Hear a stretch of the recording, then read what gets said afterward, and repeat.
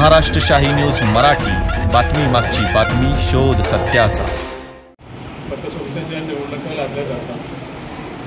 बरेच सभासदांनी, ॲक्टिव्ह कार्यकर्त्यांनी प्रयत्न केले का निवडणुका नको, हे संस्थेला लीड करून म्हणजे तोटा होईल या सर्व प्रक्रियेमध्ये, म्हणून बरेच प्रयत्न केले, पण ते सर्व निष्फळ झाले। आता त्यांचा जो पॅनल डिक्लेअर झाला आहे त्यांनी साहेबांचा फोटो लावला होता आणि त्याच्यापुढे असेल तर नसतं। खरंच त्यांच्या मनात ते होतं का? साहेब त्यांच्या मनामध्ये होते का? तर नव्हते, की फोन जे करत होते आणि सांगतात का आम्ही संस्था उभारली, आम्ही केलं, आम्ही चालवणार। कुणाची काय एकट्याची प्रॉपर्टी? एवढे तुमचे 75,000 सभासद आहे आणि तुम्ही म्हणतात आमची संस्था आहे, आम्हीच चालवणार। तुमचं आता वेळ झाले, तुम्ही जरा बसा ना खाली, या तरुण पिढीला काम करू द्या, कुठच्यातले 4 करून द्या ना, आम्ही घ्यायला तयार आहे।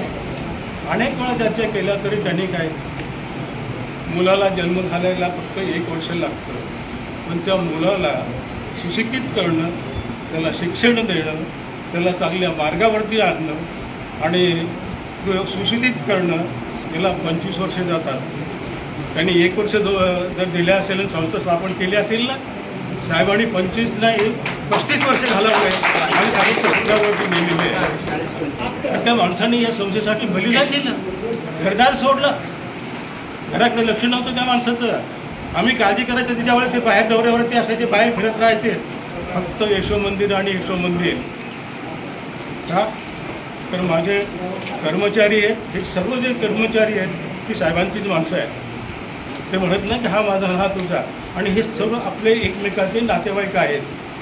उद्या ही संस्था काही लोकांच्या ताब्यात गेली तर त्या कर्मचाऱ्यांचं काय, तुमच्या सभासदांचं काय, ठेवीदारांचं काय? आजपर्यंत त्यांच्यावर साहेबांचा अंकुश होता, म्हणून साहेब ही संस्था काहीतरी सुस्थितीत आहे। जसे साहेब आजारी पडले ना, तसे ह्या काही लोकांनी वरती काढली का आम्ही संस्थेचे कार्यकर्ते, आम्हीच करते आणि तुमचा इतिहास बघा ना काय आहे, तुम्ही काय करता, एकेकाचे सगळे रेकॉर्डिंग आहेत माझ्याकडे। त्यांनी काय काय केलं, कसं कसं केलं सर्व आहे, पण ते मला उघड करायचे नाही की मला कोणाला त्याचे आरोप करायचे नाही, पण सर्व सभासदांना माहीत आहे की हे लोकांनी काय केलं। हे निवडणूक टाळावी म्हणून आम्ही बरेच प्रयत्न केले। एक बोलायचा, दुसरा बोलायचा, तिसरा बोलायचा। अरे म्हणलं हे चाललं तरी काय, 1-2 माणसासाठी? जी स्टँडिंग कमिटी आहे त्यांना सोडून त्यांची 1-2 माणसं घेतात तुम्ही? हां, एवढी किंमत आहे त्यांची, त्यापेक्षा ती नकोच ना, इलेक्शनच नको। तुम्ही सर्वांना सांगितलं होतं, तुम्ही सर्व तुमचं नॉमिनेशन पाठीमागे घ्या, एकही ठेवू नका, त्यांना जे करायचं असेल ते करा। पण जर असं जर केलं तर काही लोकांनी मला सभासदांनी फोन केले की जर असं केलं तर एवढं सभासदांचं काय, टीव्हींचं काय?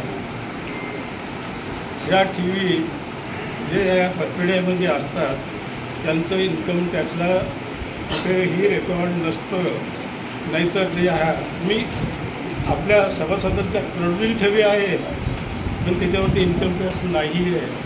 त्यामुळे लोक इथे ठेवी ठेवतात, भरोशाने ठेवतात, आपली माणसं आहेत म्हणून ठेवतात, आणि त्यांचं उद्या जर गडबड झाली, काही जर झालं तर कोण जबाबदारी घेणार? उद्या जर दुसरं पॅनल आलं तर तुम्हाला सांगतो, एका वर्षात 100 कोटी जर लोकांनी काढून घेतले नाही तर बघा, आणि संस्था जास्त किती दिवस चालेल हेही सांगता येत नाही, आणि मग ह्या कर्मचाऱ्यांचं काय होणार आहे? तर एवढं हे झालं असताना सुद्धा मला सभासदांचे पुणे लागले की नाही तुम्ही इलेक्शनला तयारी करा, जे होणार नाही ते होऊ द्या। आणि दादांशी बोलून, विलासदादांशी बोलून आणि मिलिंदला आपण सांगितलं, मिलिंद तू पुढाकार घे, जे व्हायचं असेल ते होय, आपल्याला लढायचं आहे, डिसाईड करा पॅनल।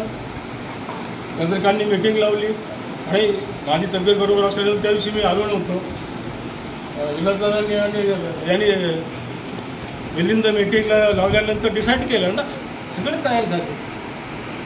जोपर्यंत तुम्ही प्रॉपर एखाद्याला कन्व्हिन्स करत नाही, त्याच्या मनामध्ये असलेले लुंडगडं बाहेर काढत नाही, तोपर्यंत त्या माणसाला जरा वेगळं वाटतं. त्यांच्या काही तक्रारी असतील, काही हे असतील, ते समजून घ्या ना. आणि निवडणुकीसाठी पैसा लागतो म्हणजे काय फारच जास्त लागतो असं काही नाही आहे. तुम्हालाही माहिती आहे, काही आमदार बिना पैशाचे निवडून येतात, खासदारसुद्धा येतात. तर ही साधी एका संस्थेची, छोट्याशा संस्थेची निवडणूक आहे. कशासाठी एवढ्या पैशाचं हे करायचं, काय करायचं? तर आता आपण केला तेव्हा केलाच आहे. मला हे सर्व टीमचं स्वागत करायचं आहे. परंतु तुम्ही जो हा 5 वर्ष कारभार करणार आहेत ना, तो असा पारदर्शक करा का सभासदांचं हित जपलं पाहिजे, तुमचे कर्मचारी आहेत त्यांचं हित जपलं पाहिजे. कुणाचाही अवमान करू नका. सभासद असो, कर्मचारी असो किंवा दुसरा कुठेही असो, तुम्ही जरा सोशल वर्किंग करा. सोशल समाजामध्ये कसं वागावं, कसे आचार घ्यावे, कसे विचार घ्यावे, हे साहेबांचं शिका.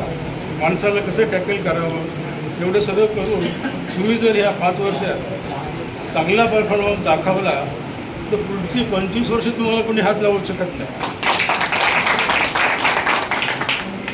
तुम्हाला जे तुमचं हे जे आत्ताचे जे 5 वर्ष आहेत ना, हे काहीचे आहेत. बाहेर पडले तुम्हाला विरोध करणारी माणसं, ते तुम्हाला तिथे दिसणार नाही आहेत. हे जे लोक सांगतात ना, ते तुम्हाला तिथे दिसणार नाही. तर तुम्हाला या इलेक्शनला सर्वांना मी शुभ इच्छा व्यक्त करतो. आणि आपलाच जनसेवा पॅनलच विजयी होईल आणि साहेबांचं नाव महाराष्ट्र शाही न्यूज मराठी, बातमी मागची बातमी, शोध सत्याचा.